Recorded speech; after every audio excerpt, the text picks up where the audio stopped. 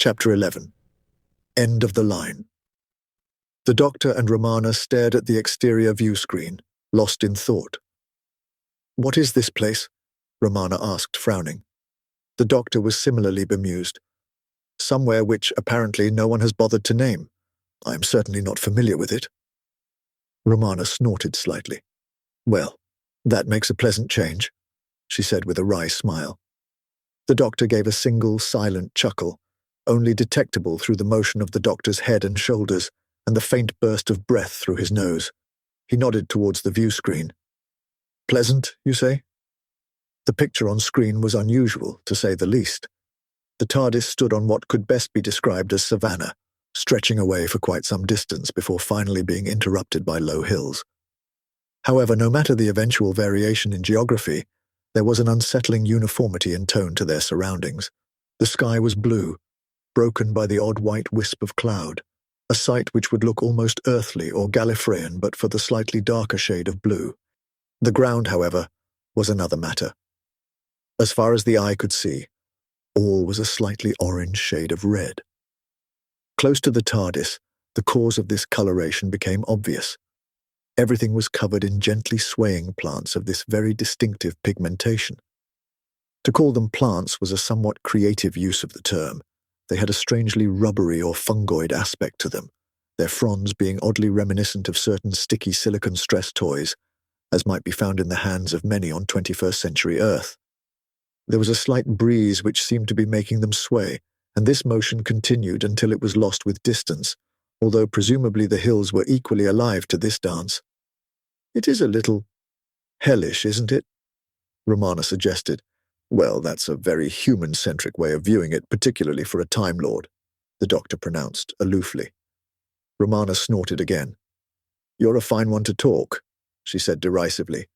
"Okay, how would you describe it?" "Glorious," the doctor cried, spreading his hands wide. "Gloriously hellish," he then added, offering Romana a sly smile. Romana chuckled. "Fine. Well, should we risk going out and taking the breeze? I mean, there is some fairly unusual-looking fauna out there." The Time Lords could tell that the red vegetation was waist-high due to the scattered figures apparently wandering the savanna at random. None seemed closer than 100 meters from the TARDIS, and indeed none of them even seemed to be looking at the TARDIS. All these individuals appeared to be looking in random directions, and what movement there was seemed slow and hesitant. Most were too distant to reliably make out their species, but it was clear that no two were alike. There was no commonality in forms to these strange inhabitants. One of the nearest might have been Judun, but it was still difficult to be sure. The doctor studied the view screen, then moved to a different panel of the main console, flicked a few switches, and looked at the readouts there. He tutted and shook his head. "Well, the air is sweet and clean, according to the exterior sensors. No harmful microorganisms, at least not to us. There really doesn't seem to be a good excuse to stay inside." Romana nodded. "Yes, I agree, it all sounds far too positive. What about evidence of bulk incursions?" she asked. The doctor shrugged.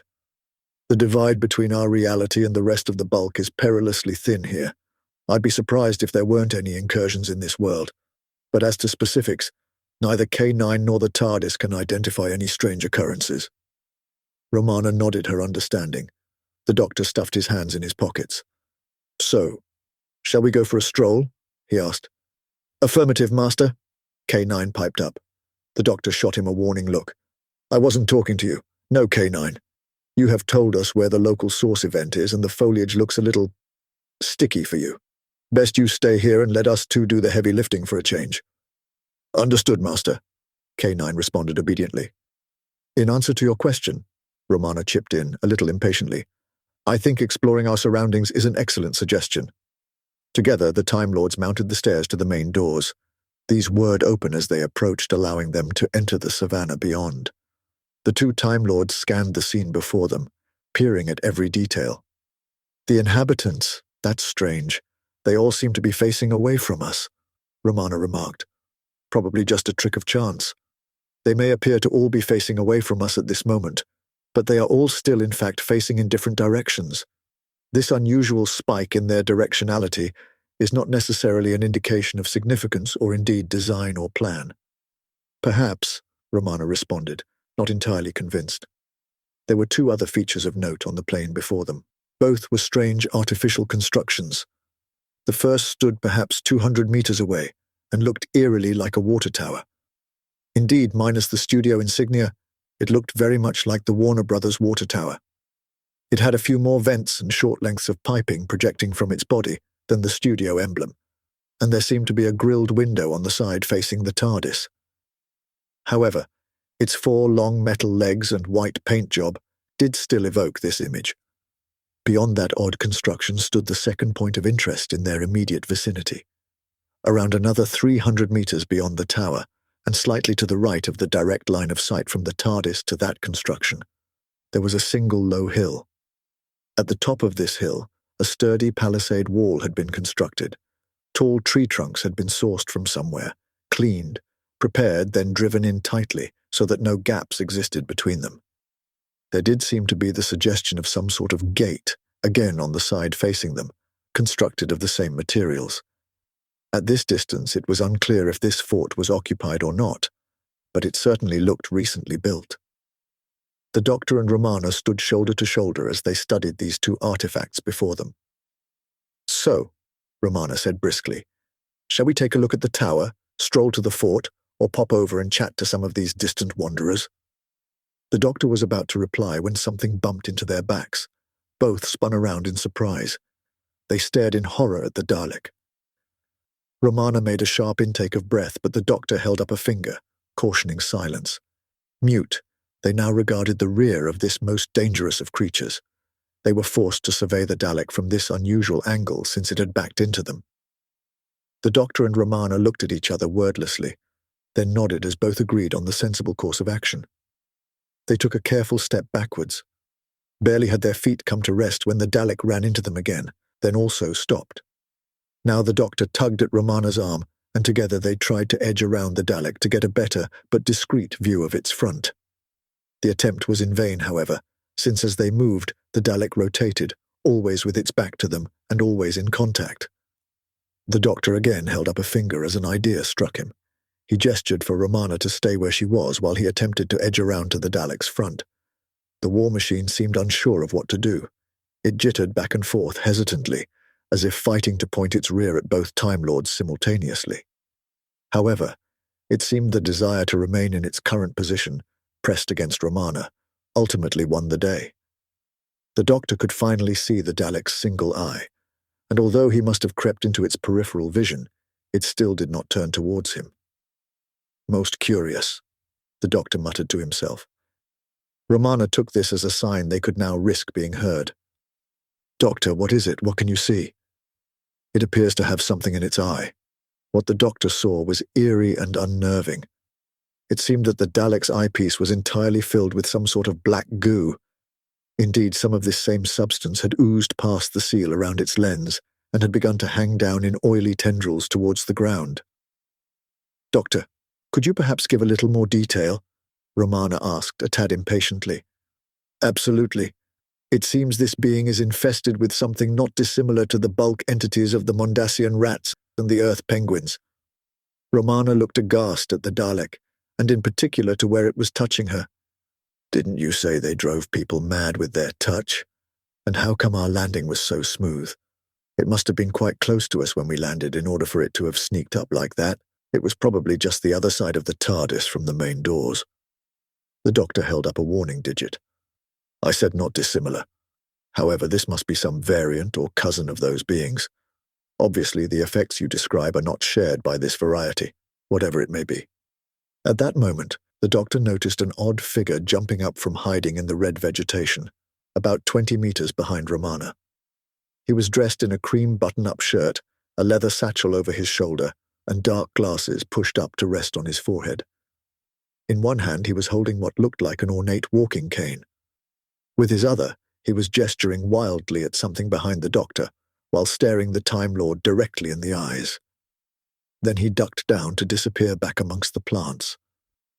Both the doctor's and Romana's attention had been entirely absorbed by the Dalek, but the doctor now scanned their surroundings. Their investigations with the alien killing machine had caused them to drift a little way from the TARDIS, which now stood about a dozen yards away.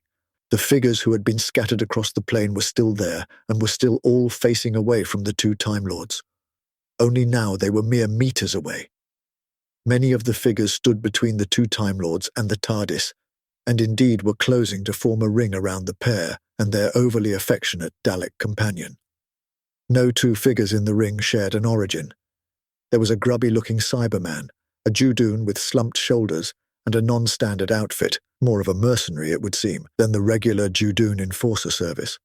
Many more races were represented here, several not immediately easily recognizable.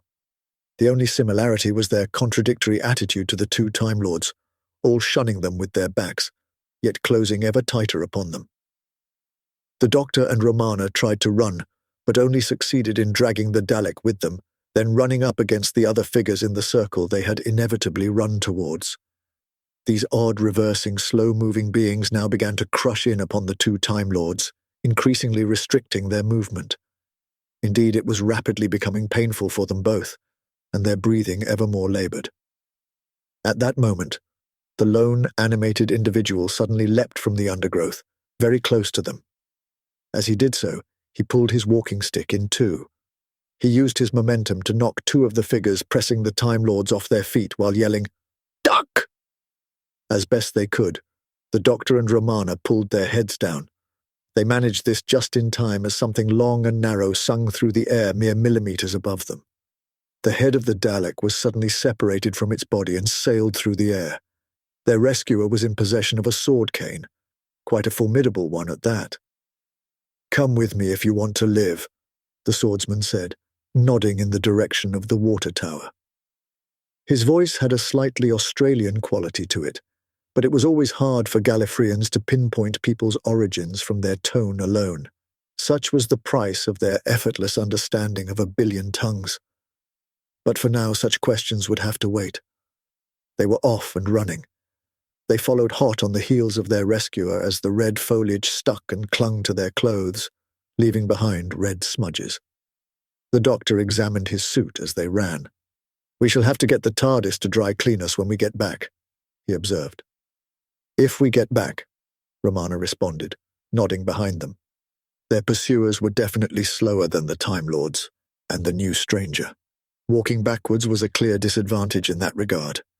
However, they were relentless, and their numbers far higher than before, or at least the density of these beings in the Time Lord's immediate vicinity. That said, there was some distance between the three fugitives and the crowd upon the savannah, as their rescuer at last reached the nearest leg of the metal construction. He instantly began to climb a ladder built into this steel support. "Quick, follow me up. Trust me, we'll be safe enough inside." The Doctor and Romana looked at one another questioningly, but neither felt in any position to argue. They rapidly scaled the ladder after the man. At the top of the support there was a narrow observation walkway running around the body of the tower. The swordsman opened a door whose appearance and operation shared much similarity with those of a submarine. "Please come inside," the man said with a grin. "My home is your home." All three entered the cone-roofed metal cylinder. The door closed behind them. Their initial impression of a submarine was strengthened still further upon first seeing the interior of their rescuer's home. All the furniture and fittings were metal and had a well-worn and slightly grimy patina. A hammock had been slung between one part of the curved wall and a nearby section, the curvature of the wall allowing it to hang freely and slightly out into the center of this single room. Every other item of furniture was integrated into the wall. A bench formed by an extrusion of that same surface about knee-high ran around the entire chamber, save for where the entrance lay. At various points around this seat lay a sink, what looked like a food preparation station, and one part of the bench contained a lid which looked ominously sanitary in nature. At the center of the room stood a thin-framed vertical ladder leading to the ceiling, presumably to give access to the roof and to allow maintenance to be carried out. The Time Lord's host gestured to the bench. "Have a seat. My name's Rongard, anthropologist by trade, swordsman by necessity." As he said this, he hefted his metal cane to illustrate his point. "Thank you," Romana said while taking a seat. The doctor remained standing, brooding.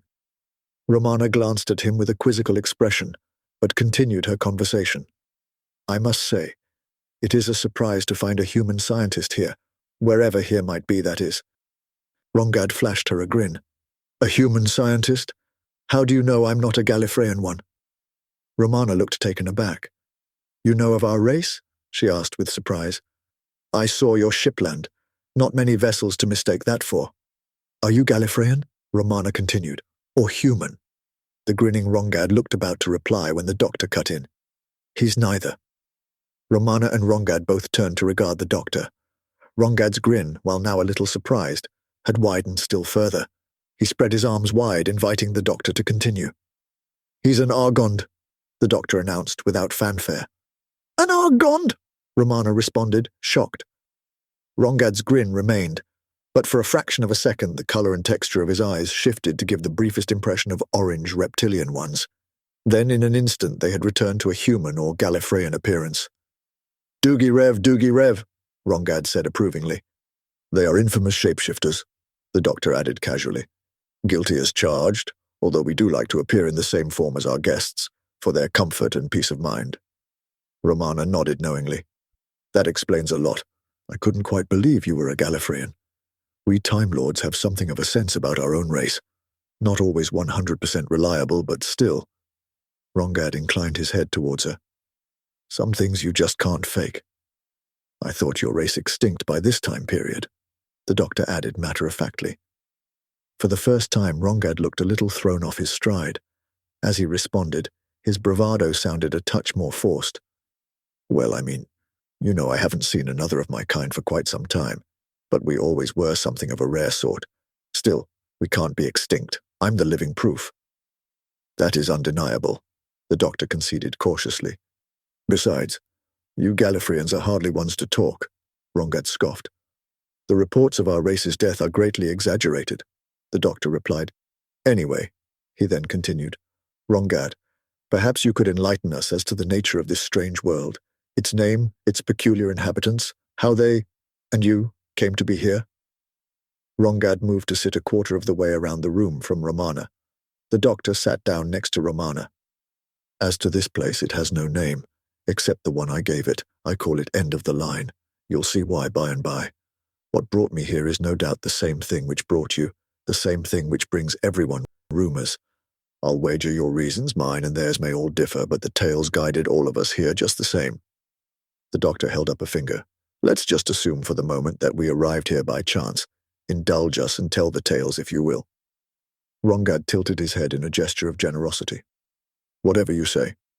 The tales are two-pronged, but both forks lead back to the same place. A tale of a world which comes and goes in history, only accessible from certain places at certain times. A part-time world, if you will. Then there was the other tale. Whispered stories in shady bars of desperate souls, hunted or haunted people near death or expecting its knock at any moment, and these people all seeking a world fabled to allow them to escape their fate, to live beyond their date with death. Both tales were sketchy and fragmented, but slowly I was able to piece details together, enough to find this world at any rate. So, I hired passage on a freighter, paid them enough to drop me in this survival pod to conduct my research. Hopefully paid them enough to come back and pick me up. Once this is all over, I guess we'll see. And then I set about my main goal to study those people who fled here, those who sought to cheat death. Would I be right in thinking they are the ones we encountered outside?" Romana asked. Rongard nodded. "Oh yes, the survivors. I'll bet their fate was not what they'd been hoping for." "Quite," the doctor agreed gruffly. "But why are you studying them? Are you too feeling the Grim Reaper's breath upon your neck?" Rongad laughed. Oh, come on. Wait, who are you both? Pardon my lost manners. I have been alone for a while now, more or less. I'm a little rusty. Romana responded with an indulgent smile. The doctor supplied, a little more coolly.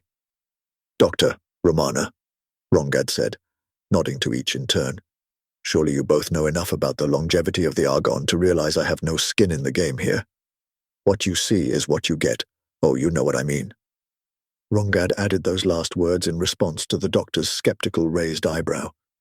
No, my interest here is purely academic, and really, when you get right down to it, a personal curiosity about, well, everything. I mean, I might write a paper about what I discover for posterity, I suppose, but such considerations are leagues below my own innate desire to know. As Rongad finished his account of his motivations, his house seemed to sway ever so slightly as if buffeted by a gust of wind. Have you seen these survivors before? The doctor asked. I mean, have you looked one in the eye? Rongad inclined his head towards the doctor with a knowing grin. I can tell you have from your question. Yes, I've seen them up close before, from all angles. Risked my life for my studies on many occasions. Yes, they all share those same eyes. Or rather, they all seem filled with the same black goo. And they are all attracted to the living. Yes, I know what you're going to say. Rongad interrupted himself, holding up his hands to forestall rising interjections from the two Time Lords. Why do I distinguish them from the living? Well, maybe I do, maybe I don't. But I do know they're attracted to anyone not filled to tears with oily goop. Their senses also seem utterly disconnected from how they were when they were normal. Walking backwards, clearly sensing the living on that side of their bodies and moving ever closer to them. And if enough of them get close to you, well, that's it. They crush the life out of you by sheer weight of numbers. I've seen it before.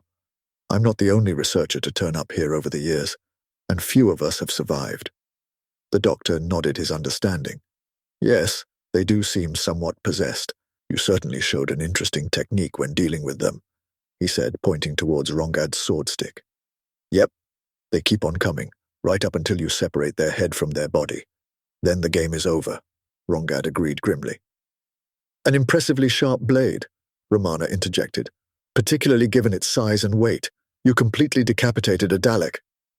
It's all in the wrist, Rongad claimed with a wink. I rather think it's all in the blade, the doctor responded coolly. Nth material, if I'm not mistaken. Rongad raised an eyebrow. Most impressive. I found a deposit in the hills to the east, burnt out the atomic manipulator forging a blade out of it, to replace the regular steel one my cane had originally. As Rongad said this, he pointed to a blackened and charred device built into the wall. It had definitely seen better days. Nth material? Romana asked with a puzzled expression. Material from the multidimensional realm. Metal from beyond our universe. Material of the bulk. The doctor's answer was delivered sternly, his eyes not upon Romana but instead narrowed in assessment of Rongad. Romana now also turned to regard the Argand anthropologist. Your people have the ability to recognize and manipulate material from the 11-dimensional plane? How much do you know of what is going on here? She demanded. All playfulness and patience vanished in an instant. As she said this, she rose to her feet, the doctor matching her movement. Rongad now also stood up and looked back at the two Time Lords, equally shrewdly. While our respective knowledge may not overlay exactly, I doubt there's anything you can tell me that I'd find difficult to comprehend. For instance, I'd not be surprised to learn if something from the bulk had infested all of the unfortunate survivors out there on the plane. Would not be surprised if this had occurred once their expected deaths had finally caught up with them, leading to half-remembered tales from their companions or other witnesses of life after death. After all, he continued, hefting his sword stick in his hand, where there is one bulk deposit, why not others? This was the theory I was beginning to formulate at any rate. The two Time Lords and the Argond all stood looking at each other in silence for several moments. Finally, the doctor spoke. You may very well be right that we have similar perspectives on this matter, and complementary information. Have you noticed any other commonalities between these survivors, although perhaps victims might be a better label? Romana asked, complete with suggested relabeling. Then she was struck by a further thought. The Dalek's casing was very dirty and marked, but I thought I saw a strange, possibly alphanumeric, symbol on it. Before you sliced right through it, I mean. Rongad looked about to answer when the doctor cut in. Oh, probably just some sort of military identification. There have been all sorts of factions and splinter groups among the Daleks over the years. For all we know, it could have been some band of brothers tattoo. Rongad looked about to speak again when this time it was his own home which butted in. The water tower had moved again, but this time far more significantly, rocking back and forth. The hammock continued to sway even after the room returned to a steady state. It seems to be blowing up for quite a gale out there, the doctor noted. Rongad looked horrified. There are no high winds on this planet, he cried, rushing towards the small square window nearest to him. Oh no, he said ominously, quietly. The room now swayed again, more violently than before. The doctor and Romana, who had been trying to make their way over to Rongad, were nearly knocked off their feet. Unsteadily, they joined him at the window. From the narrow, grated opening before them, it was difficult to look directly down, but by pressing their foreheads against the glass, they could just see where the nearest two support gantries met the ground. The savannah at the base of the water tower heaved with bodies, all facing away from the tower, those nearest pressed up hard against the supports, their push being amplified by the dozens, perhaps hundreds more radiating out from the tower into the plane itself. Whenever I climbed into the tower before, they always dissipated. I was wondering if it was because I was out of sight or just far enough away for them not to sense me. That was why I was practicing hiding in the red undergrowth when I found you, to see if this disrupted their sensing. But I was totally wrong. How can they be sensing us in here? The doctor turned to look Rongad in the eye. And then there were three, he said grimly. Rongad was about to reply when the tower shook and lurched again, this time failing to return to a fully upright position. Romana and the doctor fell towards one side of the central ladder, while Rongad was thrown the other side. There are too many of us, Rongad wailed in frustration. Too many in one place, too much life. Perhaps not for much longer, the doctor cried back as the tower now lurched in the opposite direction to which it had been leaning before. Only this time it did not stop. The doctor struggled to his feet, his ears ringing. He could not be entirely certain if the ringing was solely in his head, or if there were some residual vibrations in the metal life pod following its crashing impact with the ground. The doctor continued to groggily take stock of his condition. Had he lost consciousness when they hit? He shook his head painfully, but in denial. If he had passed out, it was only for a moment. He looked around him in search of Romana. The room lay on its side and was quite crumpled and distorted by the landing. Indeed, the roof had popped off completely, and the red vegetation of the savannah could be clearly seen through the opening. Fortunately for now, none of the survivors on the plane could be seen there. A pile of seating cushions near the doctor suddenly shifted and tumbled from where they lay. Romana rose unsteadily to her feet amidst them. Both the Time Lords looked around themselves. Of Rongad there was no sign. Quickly, Romana, we need to find our rescuer. He clearly knows more about this planet and what is going on here. Agreed, Romana said, nodding. Together, helping each other as they went, they struggled along the debris-strewn wall and out of the opening left by the missing roof. Now outside, they could see how they had fallen, and why, for the moment at least, they had been spared a crushing assault from the survivors. From the crushed vegetation and bodies, it was clear the tower had fallen, then rolled to where it currently lay. The broken plants had spilled their ruddy sap hither and yon, releasing its perfume into the atmosphere. And oh, the sweetness of the air. The roof was some distance away, in line with where it had been thrown by the initial impact. As was Rongad. Like the Time Lords, Rongad had found his feet. Unfortunately, so had around half a dozen of these survivors. They had him pinned in the middle of their group, but he still had one arm free, the one clutching the sword stick. Unfortunately, he had no other free hand with which to draw the blade. Rongad, hang on, we're coming, Romana cried encouragingly. No, Rongad yelled back, still attempting to grin in spite of the pain. Still more of the survivors were slowly joining the press, squeezing him ever more tightly. Romana took a step towards him, but the doctor held her arm, looking at her sorrowfully. He silently shook his head. Hey, Romana, I've got something for you. Catch!" As Rongad said this, he used his free arm to fling the sword stick in the direction of Romana. Almost without thinking, she caught it in her right hand. "Take care of it for me," Rongad said to her, almost gently. Then he turned his attention to the doctor. "Well, you said you thought we were extinct. You might be just about to witness that very thing.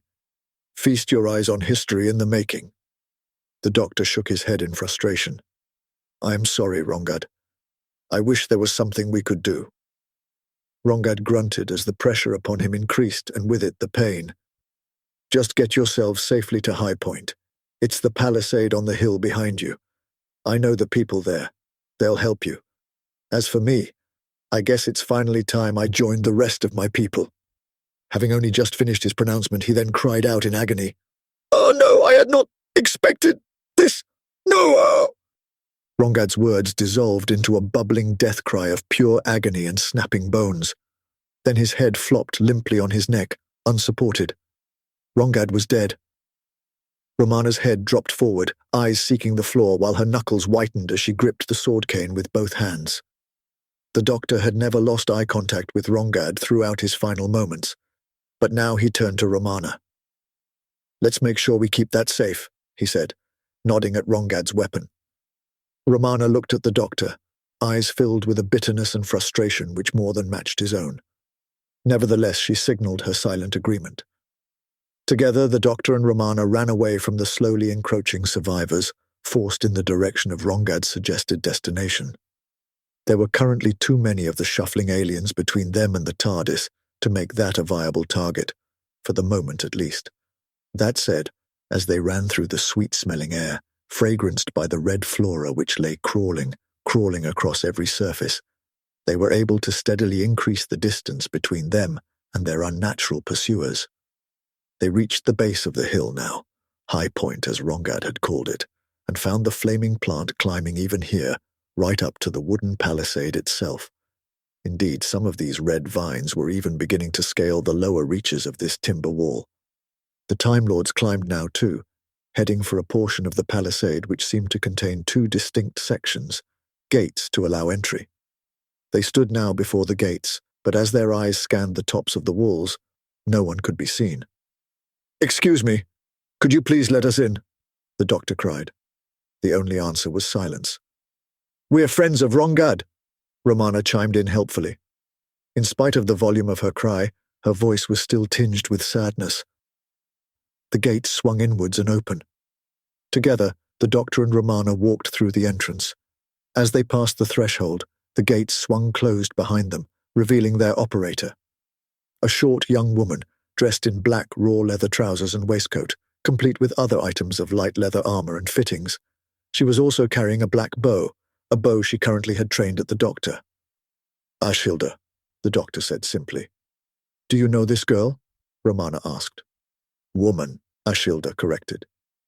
"Yes, I know her," the doctor replied coldly. "Head towards the center of the compound," Ashilda ordered. "We don't want to attract the survivors." The doctor and Romana turned towards the center of the enclosed area but immediately failed to comply. "That is a TARDIS!" Romana cried. "But neither of these people are Gallifreyan." The causes of her surprise and not a little outrage were twofold, and both stood about 20 meters away at the very middle of the hilltop. The first of these was the TARDIS itself, although in its current configuration only the keen eye of a Time Lord, and a most perceptive one at that, could have identified it as such. Currently, it appeared to be a small, roadside American diner. "Today must be the day for American retro-themed vehicles," the doctor noted. The second cause of Romana's consternation stood in front of this TARDIS. She was dressed in dark trousers, a white shirt, and a light grey woolen jumper. She had dark brown hair, cut in a bob, and to the sharp senses of the Time Lords was clearly not Gallifreyan. Ashilda waved the doctor and Romana towards the center of the hill with her bow once more, and this time they complied.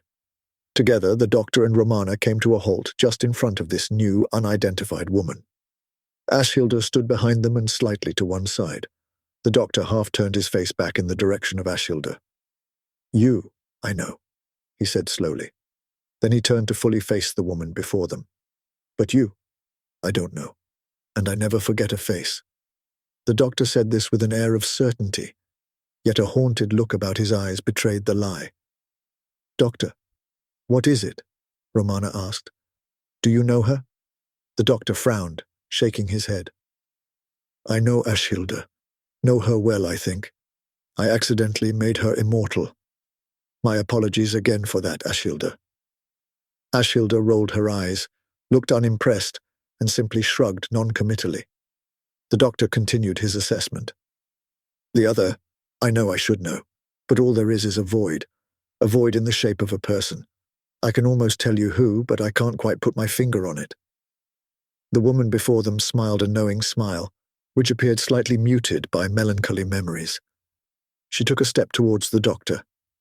"Then let me put my finger on it for you," she said, and with that touched his forehead between the eyebrows with her right index finger.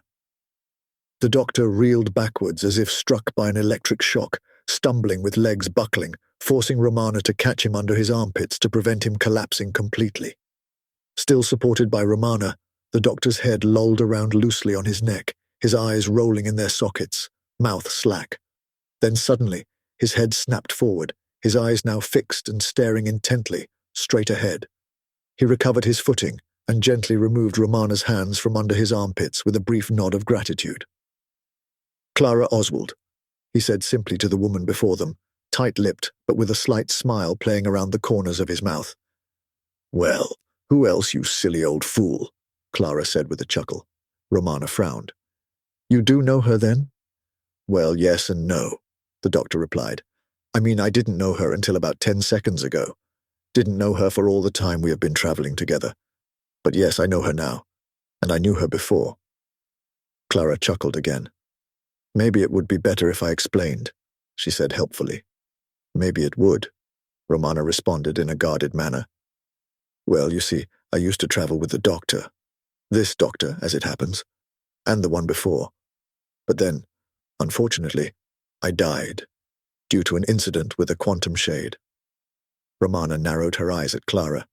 "You seem to be weathering death remarkably well," she observed. "I know. Some of us can really pull off the whole walking corpse thing with aplomb, can't they? No, I really can't claim the credit here. It was the doctor who saved me." Romana raised an eyebrow at the doctor. "Yes, it is all my fault," he said levelly. "I'm afraid so," Clara continued cheerily. "But as you will soon find out, not quite everything went to plan. Anyway, the doctor used a Gallifreyan extraction chamber to freeze my life between heartbeats and extract me from the universe." Romana stared at Clara with calculating eyes. "That is a very delicate mechanism, wherein a plethora of things might go wrong, unless it is treated with the utmost respect and care," she said coolly, with a hint of warning. "So I have heard, but I think the doctor may have had some help working the extraction chamber." Romana continued to stare levelly at Clara. "I wasn't talking about the extraction chamber." "So, Clara, what happened after we wiped my memory and you literally, in every sense of the word, vanished from my life?" the doctor asked. "Oh, this and that," Clara said matter-of-factly. "Obviously, Ashilda had her own TARDIS at the end of the universe, and so we headed back to Gallifrey in it. At least, that was the original plan, to go to Gallifrey, the long way round. I mean, I figured we didn't have to go straight back and reinsert me in the time stream, just so long as that was always our planned final destination. My very final destination. My fixed point in time." "Ah, I see," the doctor said. "The long way round. Yes, been there, done that. I can quite understand the appeal." Clara shuddered a little at this. "Well, maybe not that long way round." The doctor batted her concerns away with a wave of his hand. No, of course not that way. Anyway, what did you do on your grand tour of time and space?" Clara smiled as she recalled her journey. "You know, the usual. Doctory things, visiting planets, finding trouble, solving problems. Same old, same old." The doctor nodded. "Very commendable.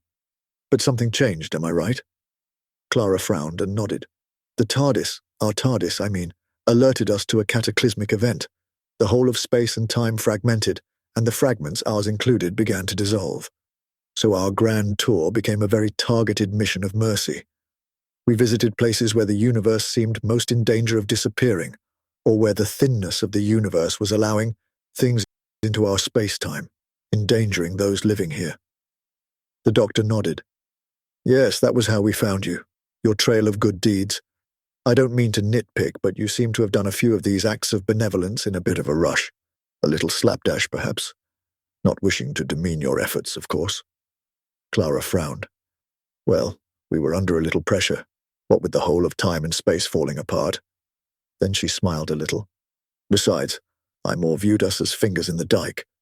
We knew you'd be along sooner or later to properly clear up the mess. The doctor inclined his head graciously. Very kind of you. Your faith in my skills is most reassuring. But I sensed there was some other pressure hastening your course, particularly as we approached this current place and time. Clara stared directly into the doctor's eyes. The raven, she said with deadly earnest. The raven? Romana chimed in. The quantum shade, the doctor explained tersely. Clara Oswald nodded her agreement. Yes. Somehow, with the shattering of the universe, the quantum shade, the deadly raven, learned how to traverse time as well as space. The first time it appeared on a planet we were helping, Ashilda and I almost didn't recognize it for what it was. That was the closest I've ever come to dying. Well, apart from the first time, of course. At first, it could take weeks before it would finally catch up with us at a new location in space-time. But eventually, over time, the lead we had over it shortened. Now it is a matter of days before it catches up with us usually. Barely enough time to settle down and help anyone before it chases us on again. So, what brought you here? Romana asked. Clara sighed and looked downcast. We thought we'd found a way to defeat the Shade and save the universe. We discovered how to track the Shade through space-time. It was easier than expected. We were already monitoring weak spots in our fragment of space-time within range of our sensors in order to target aid. But then we noticed trails between places we had visited, lines of stress or weakness. And these were the paths the Raven had flown, straight as an arrow between one encounter and the next. The quantum shade chasing us was tearing the universe apart. So why come to this odd world? The doctor asked. We had heard rumors on our travels of other people who had been hunted by quantum shades, other marked beings, like me. At this point, Clara quickly turned her back on the Time Lords and raised her hair to show the black tattoo upon her neck, the timer on 0 in a strange script.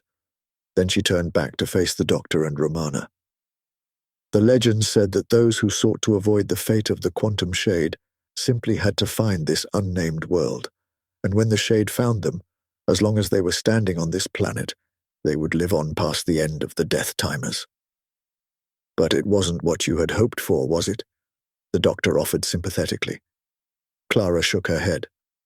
No, not at all what we had hoped for. The people who had fled here had all been fugitives and criminals, marked for death by the quantum shades. But when death found them, it took them just the same. And before their corpses could even fall, something else had taken up residence. Something from beyond our universe, if Rongad's theory is to be believed. The doctor and Romana shifted uncomfortably at the mention of Rongad's name, but chose not to mention anything of his death at that moment. And so, here we are, Clara concluded, a little deflated. Nothing to show for our visit, and all the while the quantum shade tearing through the universe quite literally to get to me. Romana looked thoughtful. So, you believe the quantum shade is tearing apart the universe? She said, almost to herself. Clara nodded. Just then, a klaxon rang out from the diner behind Clara. The Raven comes, Ashilda announced grimly. Doctor, what do we do? Clara asked desperately. Ashilda, where is the shade? The doctor asked. Ashilda pulled a small device from a pocket and glanced at it. About 1 kilometer north of here, she reported. The doctor wheeled on Clara. Clara, do you trust me? Clara nodded, her eyes wide. Always. The doctor nodded in recognition of this. I have a plan, but everyone has to do exactly as I say. Is that clear? Clara and Ashilda nodded quickly. Romana stayed still. The doctor gave Romana an intense stare. Somewhat reluctantly, she inclined her head. Good. Now, Ashilda, Romana, you need to take Ashilda's TARDIS to find the builders of the quantum shades. You must persuade them to dismantle them, all of them, for the good of everyone.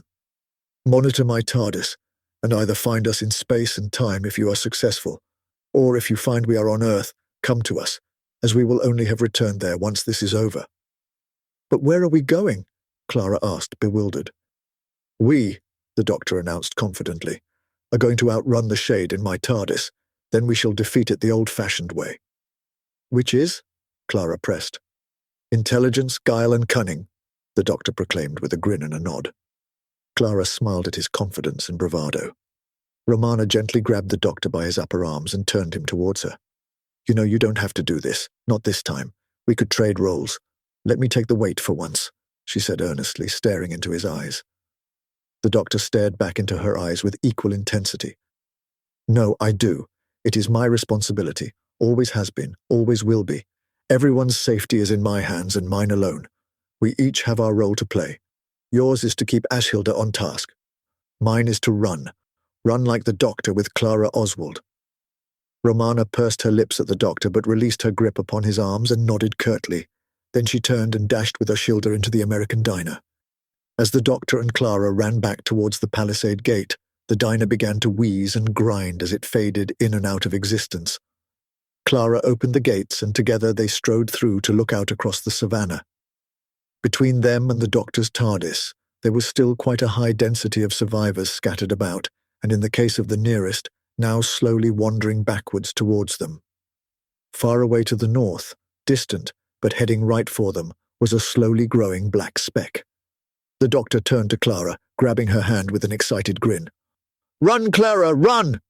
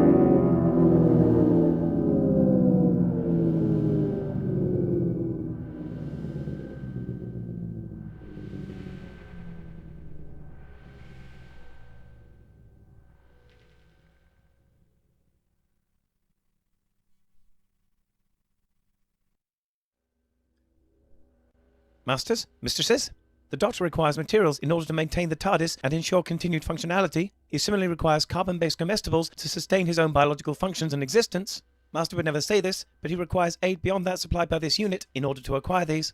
To aid the Doctor in his various tasks and creations, this can be most effectively achieved via Patreon or Substack subscriptions, or through donations directly to PayPal. Or if you desire physical goods in return for your contributions, written accounts of my travels with the Doctor are also available on Amazon. Links are in the description below. Thank you, Masters, mistresses.